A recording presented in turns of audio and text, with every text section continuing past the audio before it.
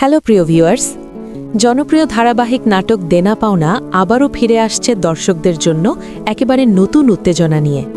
১১৭তম পর্বে অপেক্ষা করছে একের পর এক চমক, রহস্য আর আবেগঘন মুহূর্ত, যা দর্শকদের চোখ সরাতে দেবে না এক মুহূর্তের জন্যেও। পর্বের শুরুতেই চারদিকে ছড়িয়ে পড়ে নতুন এক গুঞ্জন।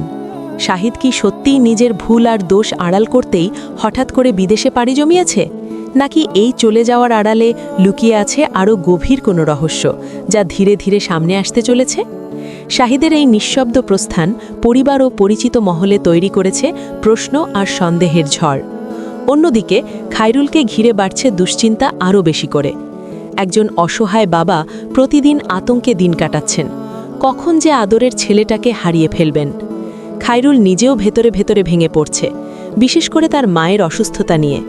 তাহলে কি এবার সত্যিই শুরু হবে মায়ের বহু প্রতীক্ষিত অপারেশন, নাকি তার আগেই নতুন চাকরির খোঁজে বাড়ি ছেড়ে রওনা দেবে খায়রুল? আরও বড় প্রশ্ন, হঠাৎ করেই কি সে ফিরে যাবে তার জন্মদাতা পিতার কাছে? সব প্রশ্নের উত্তর, সব রহস্যের পর্দা উঠবে দেনা পাওনা ১১৭তম পর্বে। আগামীকাল সোমবার ঠিক দুপুর ১২টায়, শুধুমাত্র সিনেমাওয়ালা এন্টারটেনমেন্ট ইউটিউব চ্যানেলে। যারা এখনও চ্যানেলটি সাবস্ক্রাইব করেননি, তারা এখনই সাবস্ক্রাইব করে বেল আইকনে ক্লিক করুন, যেন নতুন সব আপডেট সবার আগে পৌঁছে যায় আপনার কাছে।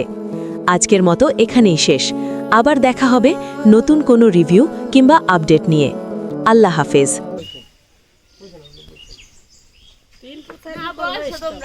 আপনি বসেন, আপনি বসেন, আর ভাই বসুক এই পাশে।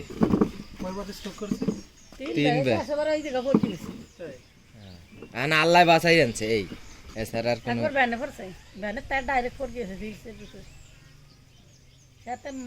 উনি তো আমাকে ওই যে বর্ষাপাড়া গিয়েছিল, আমাকে দু একজনের কাছে গিয়েছিল, তা আমি তো ওই বাড়িতে না।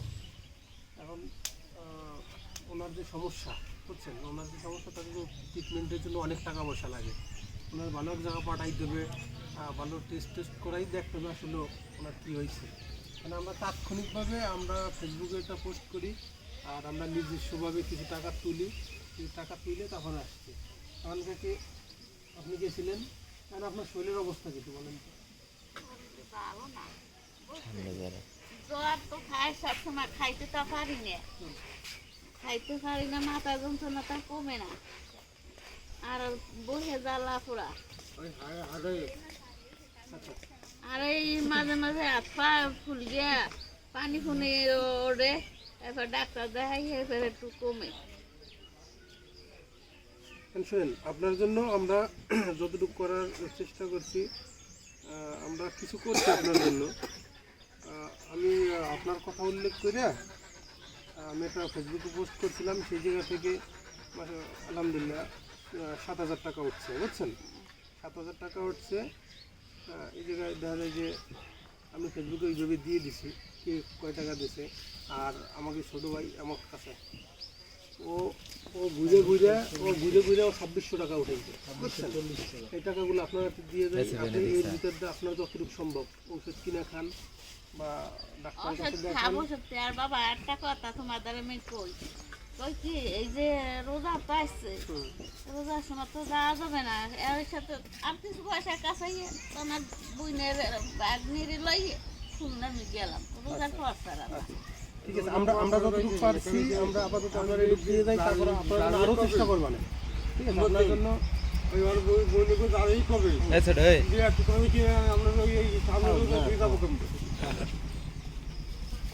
আমরা আপনার জন্য আরও চেষ্টা করবানে।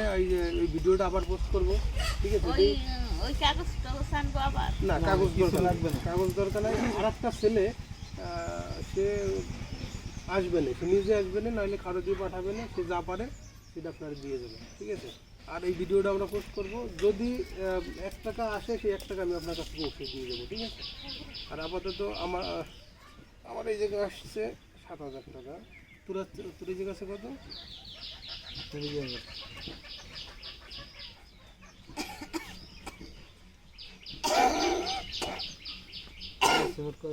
৭,০০০ টাকা। এই ৭,০০০ টাকা আসছে আমার। ৭,০০০? হ্যাঁ। আর এই জায়গা এই তোর এইটা দিয়ে ২৬৪০ টাকা।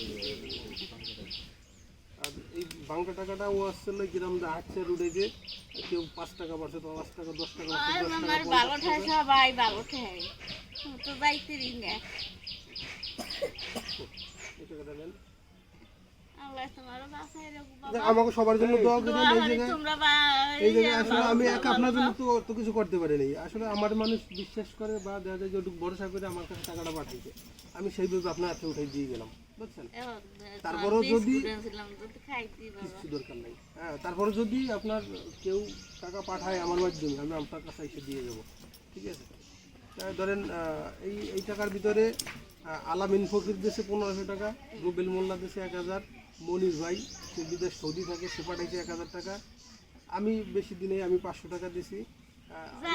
ইসুফ নামে একটা ছেলে আছে বর্ষপাড়া, সে দেশে 500, বিপু আছে, ওই যে আমাকে আগে ক্লাবের সভাপতি ছিল তার ভাই, হ্যাঁ, সে দেশে 500, জহিদান শিকদার সৌদি থাকে সে দেশে 1000, পলাশ মল্লিক সে সম্ভবত ইসে থাকে না, মালয়েশিয়া থাকে, সে দেশে 1000, ঠিক আছে? আমার কাছে এই 7000 টাকা আসছে, আমি সবারই জানাইও দিছি। আমি আসলে এই ভিডিওটা করতেছি কেন, আমাদের মানুষ বিশেষ করে টাকাটা আমার কাছে দিচ্ছে। এখন দেখা যায় যে তারা অনেকে ভাবতে পারে যে বাবুর কাছে টাকাটা দিলাম, টাকাটা পৌঁছাইলো কিনা, এই কারণে হলো আমার ভিডিওটা করা। আমি তাদের কাছে আমার ভিডিওটা পাঠাইতে বলছি, হ্যাঁ ভাই আপনারা যে টাকাটা দিছিলেন আমি টাকাটা সুষ্ঠুভাবে তারাতে পৌঁছে দিছি, হ্যাঁ। আর সবার লেগে দোয়া করেন, ও বেশি কষ্ট করছে, সবার লেগে দোয়া করেন। এদিক তাকাও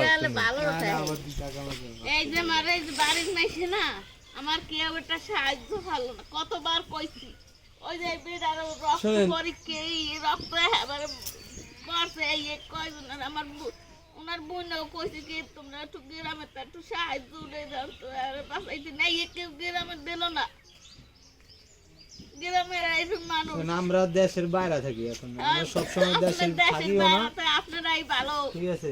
আমরা তো জানিও না, আর খোঁজ খবর সবাই নিতেও পারে আচ্ছা, না। যাই হোক, আমার জন্য দোয়া করেন, যদি আর আপনার জন্য কোনো টাকা পয়সা আসে আমি এসে আপনার নিজ দেখতে পৌঁছে দিয়ে দেবো। আর আপনার খোঁজ খবর রাখবেন, আর আপনি এইটা দিয়ে আপাতত চিকিৎসা নেন, পরবর্তীতে যদি দরকার হয় আমি ওইভাবে মানুষের কাছে যাবো, ঠিক আছে? তো ভালো থাকেন, আমরা আসি।